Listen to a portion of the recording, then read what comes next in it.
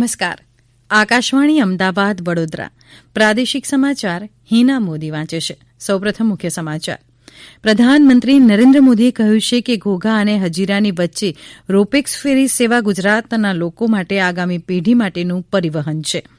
પ્રધાનમંત્રી નરેન્દ્ર મોદીએ ગુજરાતના લોકોને તહેવારોની ખરીદી વોકલ ફોર લોકલના મંત્ર સાથે કરવા આગ્રહ કર્યો. ઘોઘા હજીરા રોપેક્સ ફેરી સેવાના પ્રારંભે મુખ્યમંત્રી વિજય રૂપાણીએ કહ્યું કે ગુજરાતનો દરિયાકાંઠો ભારતનો ગેટવે ઓફ ઇન્ડિયા બનશે. કેન્દ્રીય શિપિંગ મંત્રી શ્રી મનસુખ માંડવિયાએ કહ્યું કે લોકોની આકાંક્ષાઓને સરકાર વિકાસના માધ્યમથી પૂર્ણ કરી રહી છે. અને સ્ટેચ્યુ ઓફ યુનિટી પાસે કેવડિયા ખાતે વિશ્વકક્ષાનું આધુનિક સુવિધાઓથી સજ્જ ઇકો ફ્રેન્ડલી વોટર હાર્વેસ્ટિંગ અને સોલાર સિસ્ટમથી સંચાલિત રેલવે સ્ટેશન બનશે. સમાચાર વિગતવાર. પ્રધાનમંત્રી નરેન્દ્ર મોદીએ આજે વિડીયો કોન્ફરન્સના માધ્યમથી ગુજરાતના હજીરામાં રોપેક્સ ટર્મિનલનું ઉદઘાટન કર્યું અને ઘોઘા તથા હજીરા વચ્ચે રોપેક્સ ફેરી સેવાની શરૂઆત કરાવી. દેશના આર્થિક વિકાસ માટે જળમાર્ગોને પ્રોત્સાહન આપવાના પ્રધાનમંત્રીના સ્વપ્નને સાકાર કરવાની દિશામાં આને એક મહત્વપૂર્ણ પગલું માનવામાં આવી રહ્યું છે. આ પ્રસંગે પ્રધાનમંત્રી શ્રી નરેન્દ્ર મોદીએ કહ્યું કે આ સેવા ગુજરાતના લોકોને વધુ સારી આંતરરાષ્ટ્રીય સુવિધાઓ ઉપલબ્ધ કરાવશે અને તેમને આગામી પેઢીનું પરિવહન સુલભ થશે. શ્રી મોદીએ કહ્યું કે ઘોઘા અને હજીરાની વચ્ચે આ સેવાની શરૂઆતથી દક્ષિણ ગુજરાત અને સૌરાષ્ટ્રના લોકોનું સ્વપ્ન સાકાર થશે. घोघा और हजीरा के बीच रोपैक्स सेवा शुरू होने से सौराष्ट्र और दक्षिण गुजरात दोनों ही क्षेत्रों के लोगों का बरसों का सपना पूरा हुआ है.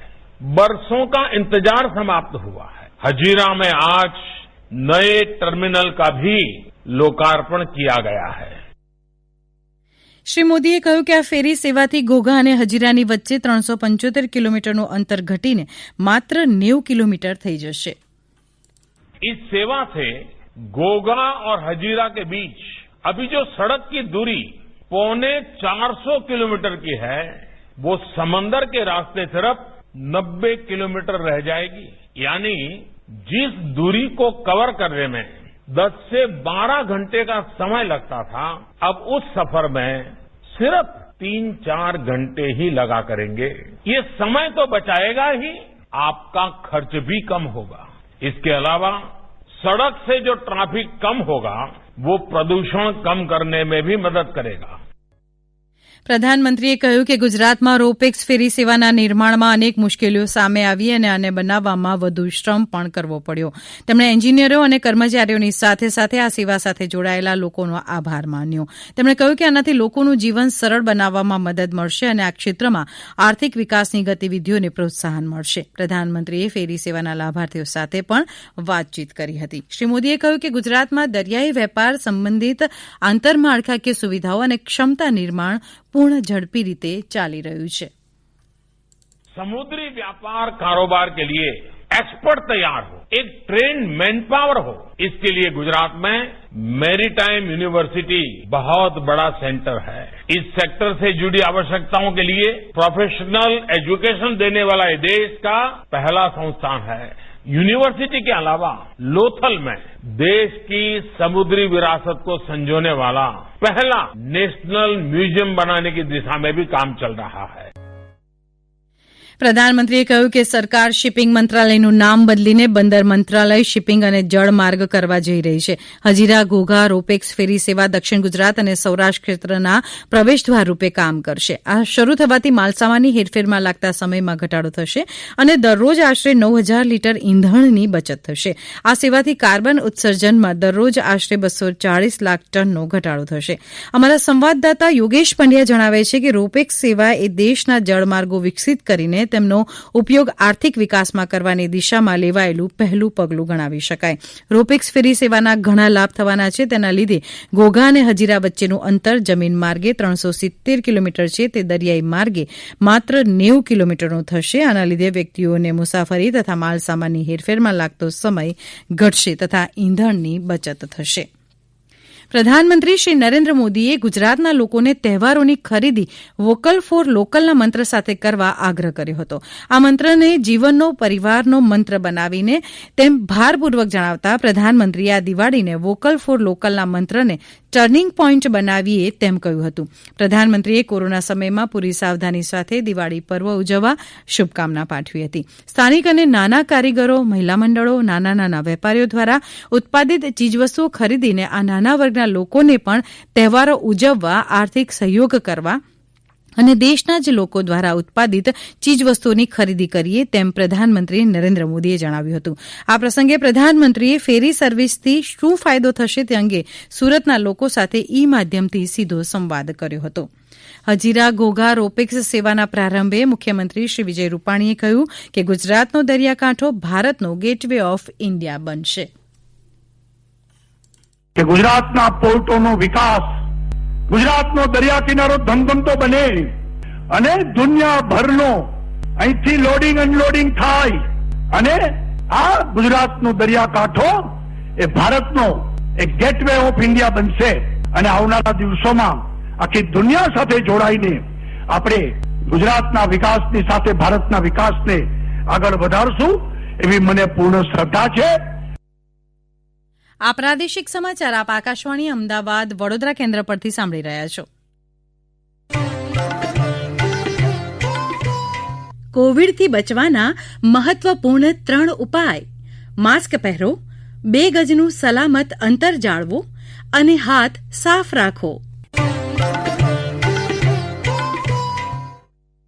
કેન્દ્રીય શિપિંગ મંત્રી શ્રી મનસુખભાઈ માંડવિયાએ હજીરા ઘોઘા ફેરી સેવાના ઉદઘાટન પ્રસંગે જણાવ્યું કે પ્રધાનમંત્રીના નેતૃત્વમાં દેશમાં પ્રથમ રોપેક્સ સેવા શરૂ થઈ છે. લોકોની આકાંક્ષાઓને સરકાર વિકાસના માધ્યમથી પૂર્ણ કરી રહી છે.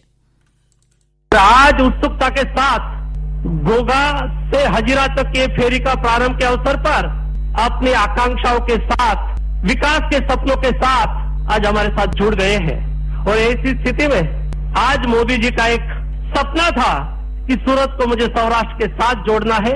इस सपनों में शामिल होने के लिए आज मोदी जी हमारे साथ जुड़े हैं. સ્ટેચ્યુ ઓફ યુનિટી પાસે કેવડિયા ખાતે વિશ્વકક્ષાનું આધુનિક સુવિધાઓથી સજ્જ ઇકો ફ્રેન્ડલી વોટર હાર્વેસ્ટિંગ અને સોલાર સિસ્ટમ સંચાલિત રેલવે સ્ટેશન બનશે. પશ્ચિમ રેલવેના જનરલ મેનેજર આલોક કંસલે આ અંગેની માહિતી આપતા જણાવ્યું કે આ આધુનિક રેલવે સ્ટેશનનું કામ આગામી 2 માસમાં શરૂ થશે. વડોદરાથી કેવડિયા રૂટની રેલવેની ઝડપ 100 કિલોમીટરની રહેશે. અહીંયા વ્યુઇંગ ગેલેરી બનાવવામાં આવશે, જે ગેલેરીમાંથી રેલવે સ્ટેશનમાંથી સ્ટેચ્યુ ઓફ યુનિટી જોઈ શકાશે. રેલવે સ્ટેશનના મુખ્ય દ્વાર ઉપર સ્ટેચ્યુ ઓફ યુનિટીની રેપ્લિકા મૂકવામાં આવશે. તેમણે વધુમાં જણાવ્યું કે વડોદરાથી કેવડિયાની રેલવે લાઇનને ભારતીય રેલવેના નકશા સાથે જોડી દેવાશે, જેથી પ્રવાસીઓ ભારતના કોઈપણ સ્થળેથી કેવડિયા પહોંચી શકે. વડોદરાથી કેવડિયા રેલવે લાઇનનું કામ ઝડપથી ચાલી રહ્યું છે. આ કામ આગામી 2 થી 3 માસમાં પૂર્ણ થશે. શ્રી કંસલે વધુમાં જણાવ્યું કે 691 કરોડના ખર્ચે 80 કિલોમીટરની રેલવે લાઇન અને આધુનિક રેલવે સ્ટેશન તૈયાર થશે. વડોદરાથી ડભોઈનું 39 કિલોમીટરનું અને ડભોઈથી ચાંદોદનું 18 કિલોમીટરનો રેલવે ટ્રેક તૈયાર થઈ ગયો છે. ચાંદોદથી કેવડિયાનું 32 કિલોમીટરના રેલવે ટ્રેકનું કામ ચાલી રહ્યું છે, જ્યારે કેવડિયા ખાતે રેલવે સ્ટેશનનું બિલ્ડિંગનું કામ ચાલી રહ્યું છે. રાજ્ય વિધાનસભાની ખાલી પડેલી 8 બેઠકોની મતગણતરીની તમામ તૈયારીઓ ચૂંટણી પંચે પૂર્ણ કરી છે. રાજ્યની અબડાસા, મોરબી, ગઢડા, ધારી, લીંબડી, કરજણ, ડાંગ અને કપરાડા વિધાનસભા બેઠકોની 3 નવેમ્બરે ચૂંટણી યોજાઈ હતી. આગામી 10મી નવેમ્બરે મતગણતરી હાથ ધરાશે. તમામ બેઠકો ઉપર મતગણતરી કરાવવા માટે ભારતના ચૂંટણી પંચની મતગણતરી કરાવવા માટેની સૂચનાઓ ધ્યાનમાં રાખીને તૈયારીઓ પૂર્ણ કરવામાં આવી છે. કેન્દ્ર શાસિત પ્રદેશ દમણ અને દાદરાનગર હવેલીમાં આજે નગરપાલિકા અને પંચાયતની ચૂંટણી માટે મતદાન યોજાયું હતું. સાંજે 5 વાગ્યા સુધી દાદરાનગર હવેલીમાં 56% અને દમણમાં 65% મતદાન થયું છે. 11મી નવેમ્બરે મતગણતરી હાથ ધરાશે. અત્રે ઉલ્લેખનીય છે કે દમણ નગરપાલિકાની 12 બેઠકો અને ગ્રામ પંચાયતની 10 બેઠકો, જ્યારે દાદરાનગર હવેલી નગરપાલિકાના 15 વોર્ડ અને 20 ગ્રામ પંચાયતોની બેઠક ઉપર આજે મતદાન યોજાયું હતું. એકંદરે મતદાન શાંતિપૂર્ણ રીતે થયું હતું. અંતમાં મુખ્ય સમાચાર ફરી એકવાર. પ્રધાનમંત્રી નરેન્દ્ર મોદીએ કહ્યું કે ઘોઘા અને હજીરાની વચ્ચે રોપેક્સ ફેરી સેવા ગુજરાતના લોકો માટે આગામી પેઢી માટેનું પરિવહન છે. પ્રધાનમંત્રી નરેન્દ્ર મોદીએ ગુજરાતના લોકોને તહેવારોની ખરીદી વોકલ ફોર લોકલના મંત્ર સાથે કરવા આગ્રહ કર્યો. ઘોઘા હજીરા રોપેક્સ ફેરી સેવાના પ્રારંભે મુખ્યમંત્રી વિજય રૂપાણીએ કહ્યું કે ગુજરાતનો દરિયાકાંઠો ભારતનો ગેટવે ઓફ ઇન્ડિયા બનશે. કેન્દ્રીય શિપિંગ મંત્રી શ્રી મનસુખ માંડવિયાએ કહ્યું કે લોકોની આકાંક્ષાઓને સરકાર વિકાસના માધ્યમથી પૂર્ણ કરી રહી છે. અને સ્ટેચ્યુ ઓફ યુનિટી પાસે કેવડિયા ખાતે વિશ્વકક્ષાનું આધુનિક સુવિધાઓથી સુસજ્જ ઇકો ફ્રેન્ડલી વોટર હાર્વેસ્ટિંગ અને સોલાર સિસ્ટમથી સંચાલિત રેલવે સ્ટેશન બનશે. આકાશવાણી અમદાવાદ વડોદરા કેન્દ્ર પરથી પ્રાદેશિક સમાચાર પૂરા થયા.